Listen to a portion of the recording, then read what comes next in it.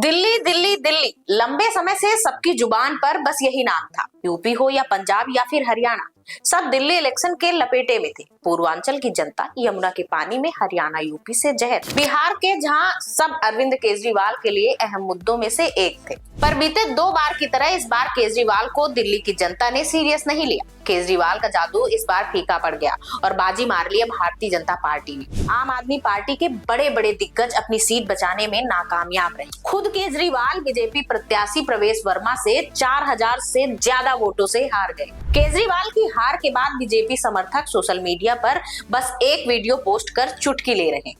मैं कह रहा हूं अभी 2025 तो छोड़ो, 2050 का चुनाव भी दिल्ली में नहीं जीत पाओगे, यही आगाज। प्रवेश वर्मा ने तो पहले से ही कहा था कि अरविंद केजरीवाल नई दिल्ली से चुनाव हारेंगे। हाँ, वो अलग बात है कि फ्लो में नंबर से थोड़े ज्यादा गिना गए। मैं आज आपके सामने एक ऐलान कर रहा हूं और मैं केजरीवाल को चुनौती दे रहा हूं और मैं एक कागज पे लिख रहा हूं आपके सामने। ये मैं कागज पर लिख रहा हूं, अरविंद केजरीवाल नई दिल्ली विधानसभा से चुनाव हारेगा 20,000 वोट से। ये मैं सारी दिल्ली की जनता को कह रहा हूं। चाहे आप पूरी पंजाब की सारी पुलिस ले आओ, पंजाब की अपनी पूरी पार्टी ले आओ, मगर नई दिल्ली विधानसभा के लोग आपकी हकीकत को जानते हैं। ये स्थानीय लोग अपने दर्द को महसूस करते हैं जो उन्होंने 11 साल तक झेला है। ये मैं आपके सामने लिखा है और 8 तारीख को जब यहां से दिल्ली का परिणाम आएगा, ये मैं आपको कागज दोबारा से दिखाऊंगा।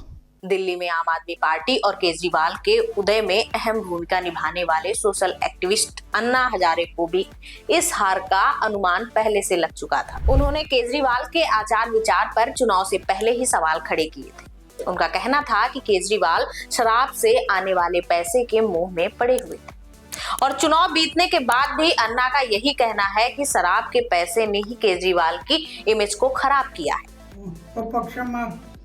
पक्ष निकाले, पार्टी निकाला और पार्टी में चले।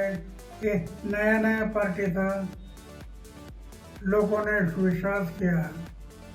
आगे चलकर शराब के बाद शराब के दुकान निकालना, शराब के बिक्री के दुकान बढ़ाना, पैसा सामने आ गया और उसमें से उनका इमेज खत्म हो गया।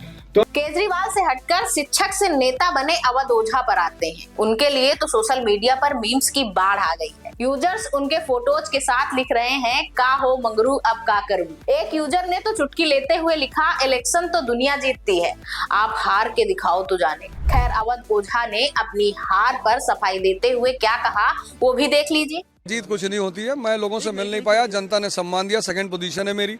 मैं पहली बार राजनीतिक पारी शुरू किया, उसमें मेरी 2nd पोजीशन है और मैं उस उपलब्धि से बहुत खुश हूँ। भाजपा की जीत हो रही है, क्या कहेंगे इसमें? इस पे कुछ कहने की बात ही नहीं है, तो जनता के जनार्दन का निर्णय है, वो जनता जो निर्णय लेगी वो लेगी। कहाँ कमी रही?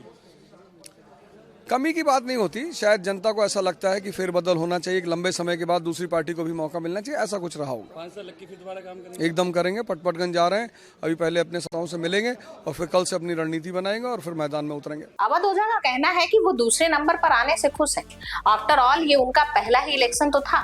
वैसे आपकी जानकारी के लिए बता दें कि अवध जिस पटपटगंज सीट से चुनाव लड़ रहे थे, पहले वहां से दिल्ली के पूर्व डिप्टी सीएम मनीष सिसोदिया विधायक हुआ करते थे। भाई, कंफ्यूजन बस इतनी है कि अगर सब ठीक था तो सिसोदिया खुद इस सीट से चुनाव क्यों नहीं लड़ी? कहीं अवध ओझा के साथ खेला तो नहीं हो गया?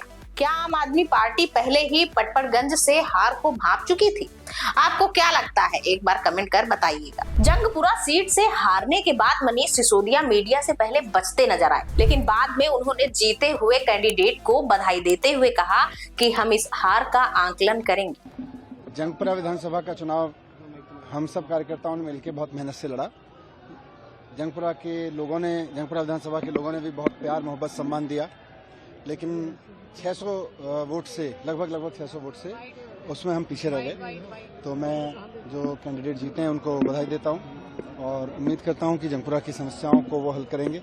जंगपुरा के लोगों की जितनी भी चीज़ें हैं उनको हल करेंगे। बाकी तो अब बाकी देखते हैं। सर काफी टफ फाइट रही है, कैसे देखते हैं, कहाँ चूक हो गई? नहीं, अब चूक तो आपको बताएंगे एनालिसिस करके। मनीष सिसोदिया बीजेपी प्रत्याशी तरविंदर सिंह से सिर्फ 675 वोटों से हार गए। मनीष सिसोदिया के साथ साथ सौरभ भारद्वाज को ग्रेटर कैलाश सीट पर बीजेपी प्रत्याशी शिखा रॉय के सामने 3000 से ज्यादा वोटों से हार का सामना करना पड़ा। शकरबस्ती से सत्येंद्र जैन 20,000 से अधिक वोटों से पीछे रह गए। बीजेपी प्रत्याशी करनैल सिंह ने उन्हें हार का मुंह दिखा दिया। सीएम आतिशी मारलेना भी लंबे समय तक रमेश बिगूड़ी से पीछे रहे, पर देर आए दुरुस्त आए। अंत में कालकाजी सीट से उन्हें 3,580 वोटों से जीत मिली। कुल मिलाकर आम आदमी पार्टी के बड़े बड़े चेहरे फ्लॉप साबित हुए। दिल्ली चुनाव में आम आदमी पार्टी के निराशाजनक प्रदर्शन के बाद केजरीवाल के मित्र और कभी आम आदमी पार्टी का हिस्सा रहे कबीर कुमार विश्वास का बयान भी सामने आ ही गया। कुमार विश्वास ने अपनी बातों में 2-3 शब्दों का कई बार प्रयोग किया, जैसे आत्ममुक्त, मित्रहंता, चरित्रहीन और ना जाने क्या क्या। इससे आगे मैं क्या बताऊं, आप खुद ही सुन लीजिए। जिसमें इलेक्शन हो रहा है बीजेपी बढ़त दिखाई दे रही है, कैसे देखते हैं? सबसे पहले तो भारतीय जनता पार्टी के लोगों को जीत मिली है, उन्हें बधाई, और आशा करता हूं कि जो जनादेश दिल्ली की जनता ने उन्हें दिया है उसकी वो प्रतिपूर्ति करेंगे।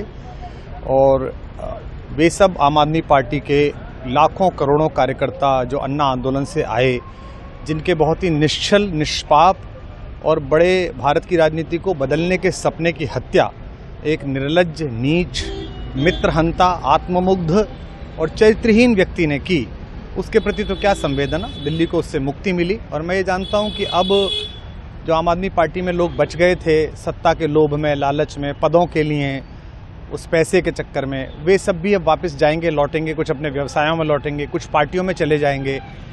और पतन यहाँ से प्रारंभ हुआ है उन लोगों का।